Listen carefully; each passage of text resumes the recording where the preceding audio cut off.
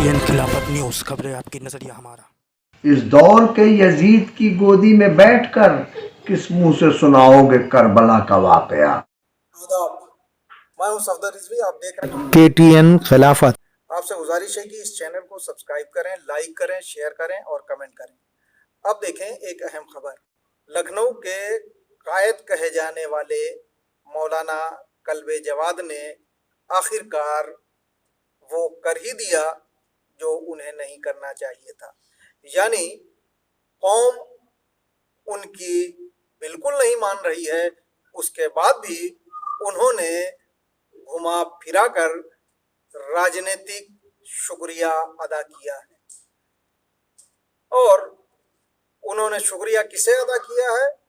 वो भाजपा को शुक्रिया अदा किया है, खासकर उत्तर प्रदेश के मुख्यमंत्री योगी आदित्यनाथ को।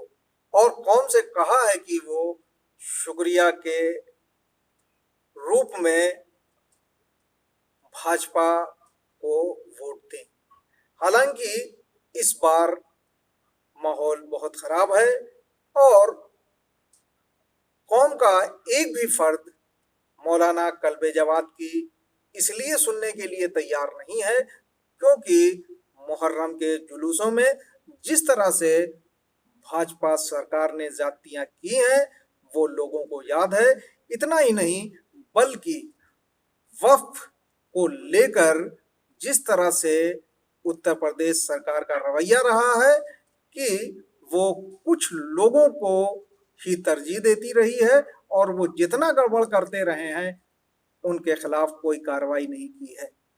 अभी हाल ही में जो वक्फ बोर्ड का गठन हुआ है उसमें भी बहुत सारी बदउनवानियां हुई हैं, लेकिन सरकार ने इस वक्फ बोर्ड को गैर कानूनी तरीके से चलाए रखा है।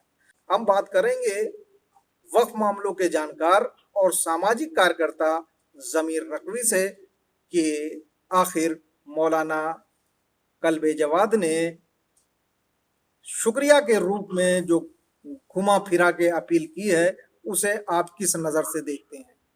मैं सोशल एक्टिविस्ट जनाब राजू ध्यानी जी के एक शेर से अपनी बात का आगाज करता हूँ। इस दौर के यजीद की गोदी में बैठकर, इस दौर के यजीद की गोदी में बैठकर किस मुंह से सुनाओगे करबला का वाकया। आगे राजू ध्यानी जी कहते हैं, हम हर कुरुक्षेत्र में कृष्ण के साथ हैं और हर करबला में हुसैन के पीछे हैं। जिस इंसान की यह अकीदत हो जो गैर शिया हो, गैर मुस्लिम हो और आप शियों के कायद होकर के जालिमीन का साथ दें, जालिमीन की पार्टी का समर्थन देने के लिए आप आवाज़ बुलंद करें, आप ऐलान करें, ये निहायत शर्म की बात है। आप मजलूम का मातम करते हैं, आप मजलूम का जिक्र मिंबर से करते हैं, आप तो इस हद तक गिर गए हैं कि खुतबा जुमा में भी झूठ बोलने लगे कि अली जैदी आपका दामाद नहीं है। आपने जो कुछ भी किया है वो सब अपने मफाद के लिए किया है और भाजपा ने या आरएसएस ने जो भी एहसानात किए हैं वो आपके जातियात पर किए हैं, कौम पर उनका कोई एहसान नहीं है।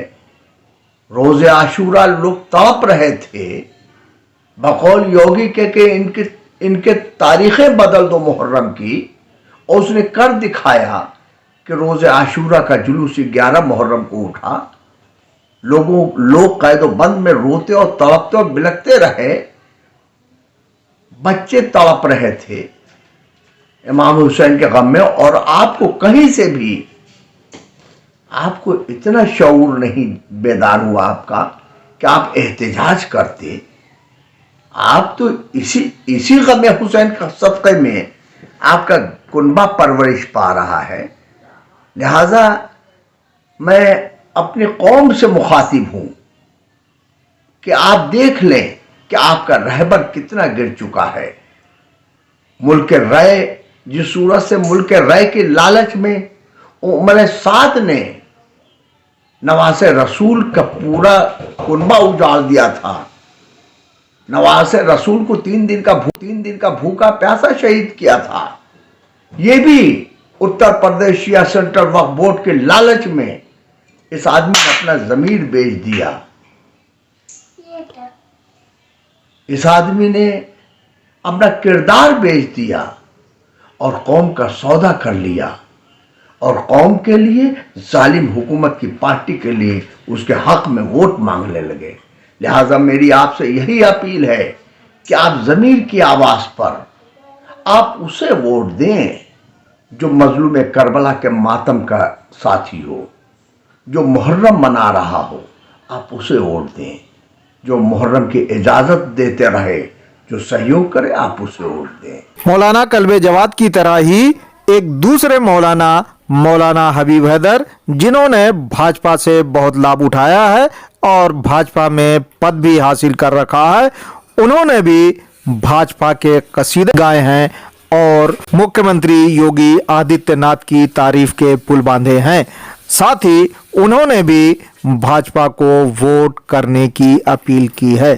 बहरहाल इन मौलवियों की इन अपीलों से ये साफ हो गया है कि इन्हें अपनी कौम की फिक्र नहीं है, बल्कि ये अगर कुछ है तो बस दरबारी मौलवी है और वे वही बोलते हैं जो सरकार चाहती है।